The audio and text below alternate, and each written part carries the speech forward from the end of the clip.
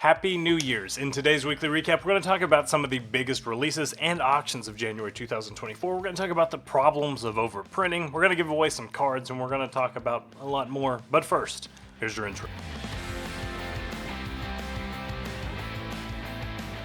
One of the stories, the story that I probably most enjoyed this week from Card Lines, was this deep dive on will increasing print runs lower the value of parallels. This is something I've been on for a while.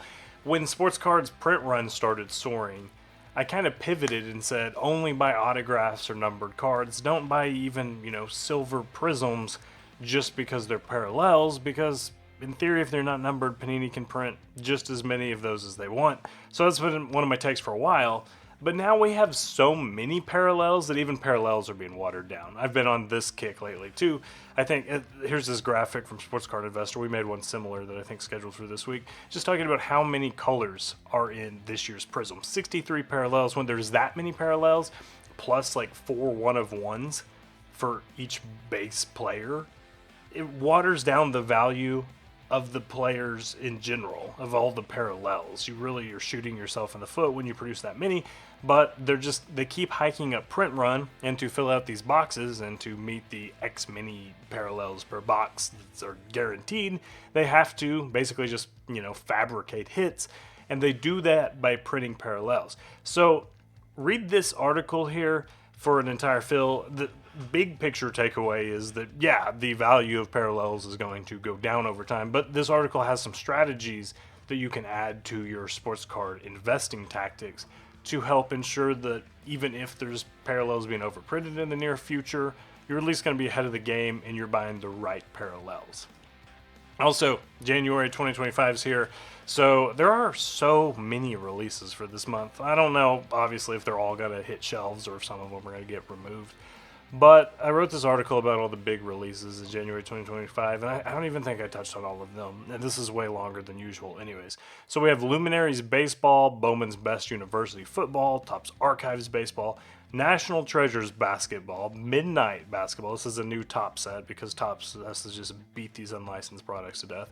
Topps Definitive Baseball, Bowman's Best Baseball, Prism Racing, Panini Hoops Basketball, Panini Illusions Football, which just keeps coming back even though nobody's asking for it, Panini Immaculate Basketball, Topps Finest Basketball, another Topps set because we love unlicensed Victor Wembanyama rookie autographs, Panini Rookies and Stars Football, Panini Prism Basketball, and then this Panini Prism Basketball, what I'm excited about, this one's an early release.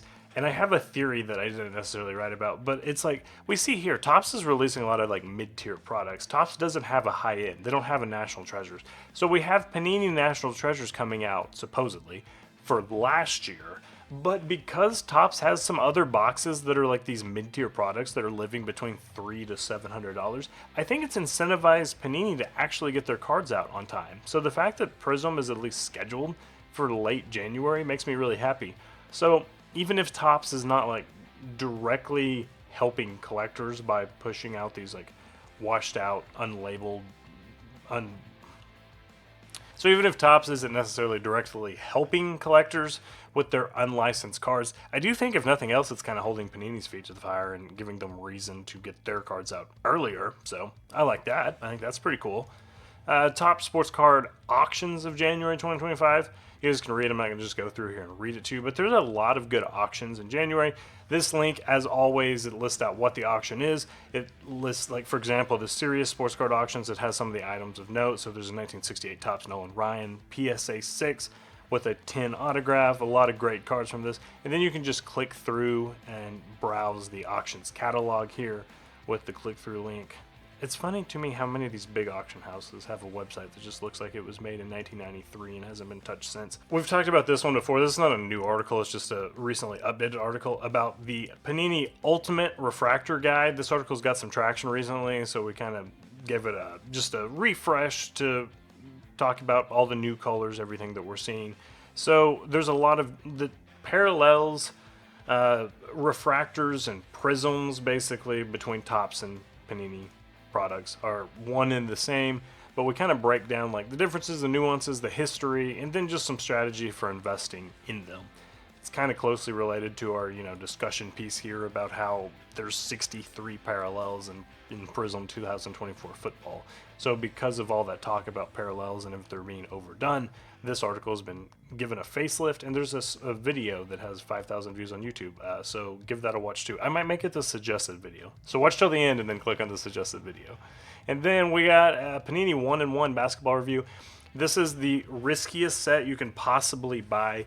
You get one base card and one autograph card. It's from 2023-24, so you don't have a shot at a Victor Wembanyama autograph, and he would be the main autograph chase. So that in itself is definitely a big hole or a chink in the armor for this product. Your best hope of hitting a monster card is actually hitting a Victor Wembanyama downtown card. So the downtown can be the non-autograph card. So I guess in that way, it gives this product a little bit more excitement. If you could pull one of these, this like Victor Wembanyama Panini 1 downtown, you would be having a pretty good day. Apart from that, you're presumably buying $1,000 box and gonna most likely lose the vast majority of that. 2024 Bowman's Best Baseball is coming out, and big question is, did it save the best for the last with the 2024 calendar closing? And the short answer is probably not, but Bowman's Best is a good product. You get 12 packs per box with 5 cards per pack, so you're getting 4 autographs out of this 60-card box, and they're selling for about $400 on the secondary market. A lot of good colors, a lot of good parallels. It's a pretty good checklist that mixes like top rookies with, veterans and Hall of Famers. So you can hit anybody from Roman Anthony to a veteran Hall of Famer, somebody retired. Good, as it's a Bowman product, so obviously you have a really good mix of like prospects involved. Walker Jenkins is somebody he's a monster. He's going to be making some big headlines in a couple of years. But it's a good set for investing advice. Be sure to check out the article. Again, this one's selling at $400 a box, and none of the previous years are near that mark, so I would not buy it at $400 to hold. But we do have singles investing advice in this article if you want to check it out. And then finally, Panini Prism Baseball is coming out. Most of you guys don't like necessarily, based on retention, when I talk about unlicensed MLB sets. So I'll just mention that it's coming out. It's the traditional Prism setup of 12 inserts and 22 Prisms. There's 3 autographs per box, and the boxes are super cheap. They're like $150 thereabout. So that's the most affordable Prism product on the market. So you're not going to get your team license, but at least it's an affordable Prism rip with some potential. Then finally, as always, we're giving away cards. This week, Jose Munsell. Jose, congrats. You are our winner. Just email me, jesse@cardlines.com. All you have to do. Looks like you've been posting some good sports card content lately, so we will send you a box. Let me know your favorite sport when you email me. Maybe you can rip the box and post it on your channel. We'd tune in and watch and share. So thanks as always for watching. We appreciate all the support. Happy 2025. Got another exciting year of sports card content planned for you guys. I'll see you next time.